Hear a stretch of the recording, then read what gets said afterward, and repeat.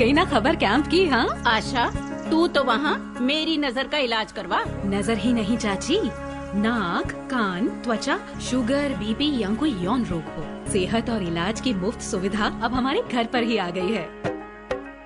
Camp की अधिक जानकारी शहरी स्वास्थ्य केंद्र से या अपनी बस्ती की आशा से प्राप्त कीजिए। स्वस्थ बनी जीवन, हर बस्ती हर आंगन। राष्ट्रीय शहरी स्वास्थ्य मिशन हरियाणा।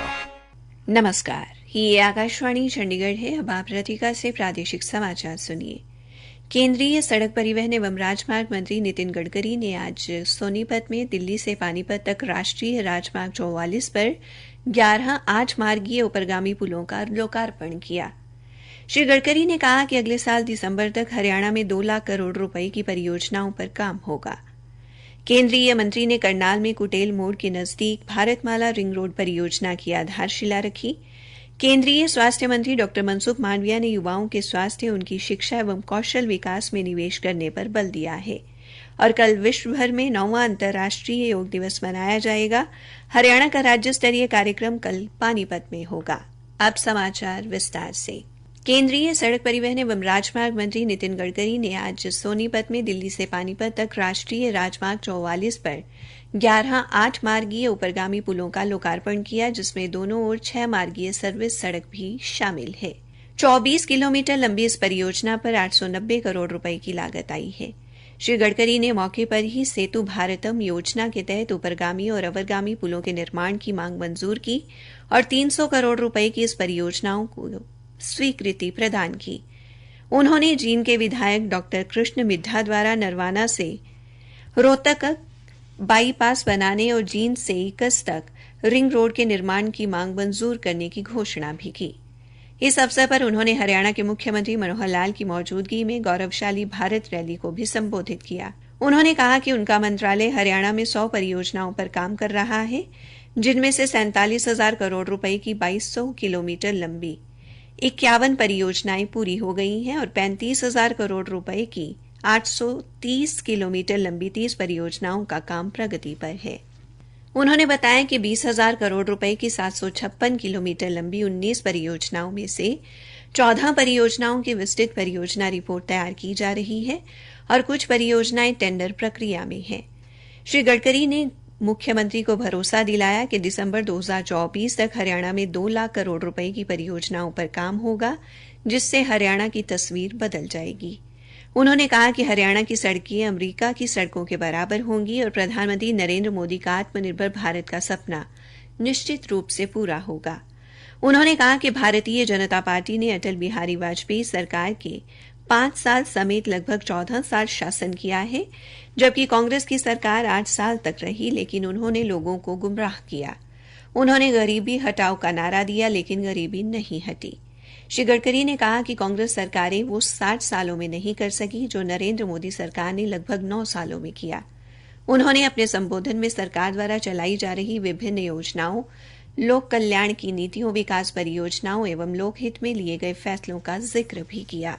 केंद्रीय मंत्री नितिन गडकरी ने आज करनाल में कुटेल मोड़ के पास भी 1,690 करोड़ रुपए की लागत से बनने वाले भारतमाला रिंग रोड परियोजना की आधारशिला रखी। इस अवसर पर मुख्यमंत्री मनोहर लाल और उप मुख्यमंत्री दुष्यंत चौटाला भी उनके साथ उपस्थित रहे। करनाल में जनसभा को संबोधित करते हुए केंद्रीय मंत्री ने कहा कि इस परियोजना के पूरा होने से जिले का विकास होगा और लोगों को रोजगार के अवसर भी मिलेंगे। उन्होंने बताया कि ये रिंग रोड 34 किलोमीटर लंबा होगा और जिले के 23 गांवों से होकर गुजरेगा। उन्होंने कहा कि 6 मार्गीय रिंग रोड बनने से मुख्य मार्ग पर भी यातायात का दबाव कम होगा और दिल्ली व चंडीगढ़ से आने वाले लोगों को शहर में आने की जरूरत नहीं पड़ेगी। इस परियोजना की लागत केंद्र व राज्य सरकार द्वारा आधी वहन की जाएगी। श्री गडकरी ने लोगों को जैविक ईंधन के इस्तेमाल के लिए भी प्रेरित किया और कहा कि इससे किसानों की आय में इजाफा होगा और उनके लिए रोजगार के अवसरों में भी वृद्धि होगी। हरियाणा के मुख्यमंत्री मनोहर लाल ने आज ITI चौक के निकट ऊपरगामी पुल के नीचे स्थापित किया गया भगवान परशुराम चौक लोकार्पित किया। इस अवसर पर सांसद रमेश कौशिक, पूर्व मंत्री श्रीमती कविता जैन सहित अन्य गणमान्य व्यक्ति भी उपस्थित थे।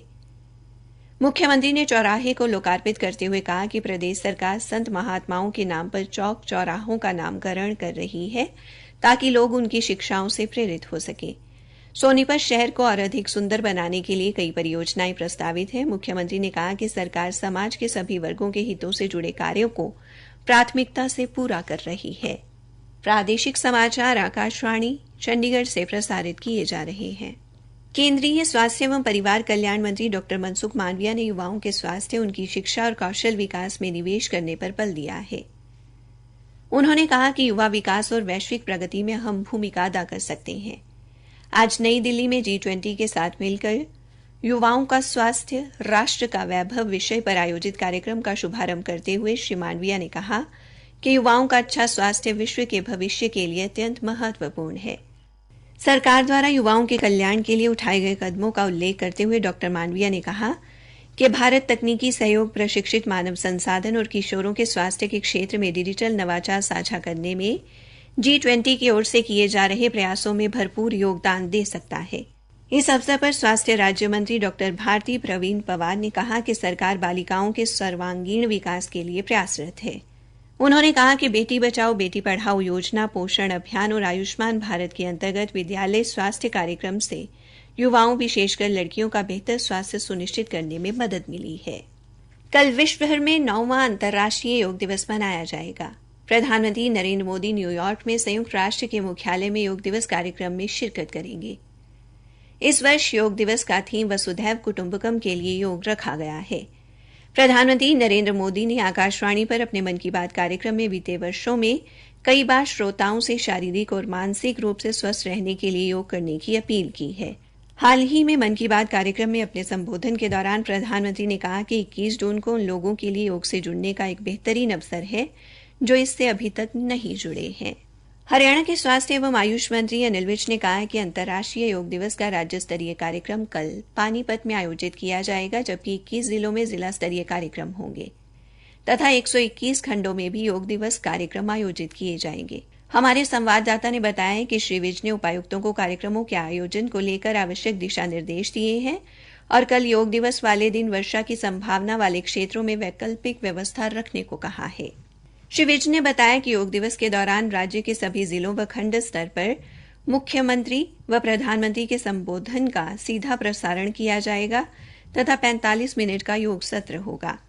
उधर आयुष विभाग के महानिदेशक डॉ साकेत कुमार ने बताया कि इस बार भुवन योगा ऐप के माध्यम से योग दिवस की फोटो व वीडियो अपलोड की जा सकती है।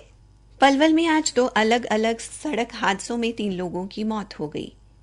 जिला सचिवालय के नजदीक आज एक ट्रक ने मोटरसाइकिल सवार युवक को कुचल दिया। युवक की मौके पर ही मौत हो गई। आरोपी चालक ट्रक सहित मौके से फरार हो गया।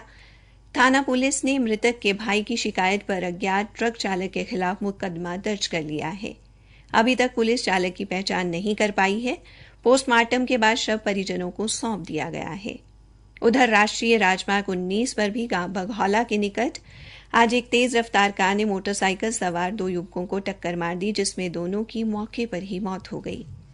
पुलिस ने पोस्टमार्टम के बाद शव परिजनों के हवाले कर दिए हैं। हरियाणा के कुछ 6 स्थानों पर आज हल्की बारिश दर्ज की गई। मौसम विभाग ने बताया कि कल से 24 जून तक उत्तरी हरियाणा में कहीं कहीं वर्षा हो सकती है, जबकि दक्षिण व दक्षिण पूर्व हरियाणा में 22 जून को छोड़कर शेष 3 दिन कुछ 1 स्थानों पर वर्षा होने का पूर्वानुमान लगाया गया है। मौसम विभाग के अनुसार आगामी 48 घंटों के दौरान अधिकतम तापमान में कोई बड़ा बदलाव नहीं होगा और उसके बाद 2 से 4 डिग्री सेल्सियस की गिरावट दर्ज की जाएगी। अंत में मुख्य समाचार एक बार फिर।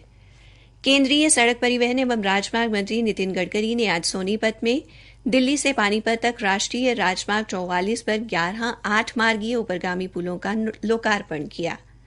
केंद्रीय स्वास्थ्य मंत्री डॉ मनसुख मांडविया ने युवाओं के स्वास्थ्य, उनकी शिक्षा एवं कौशल विकास में निवेश करने पर बल दिया है। इसी के साथ ये समाचार बुलेटिन समाप्त हुआ।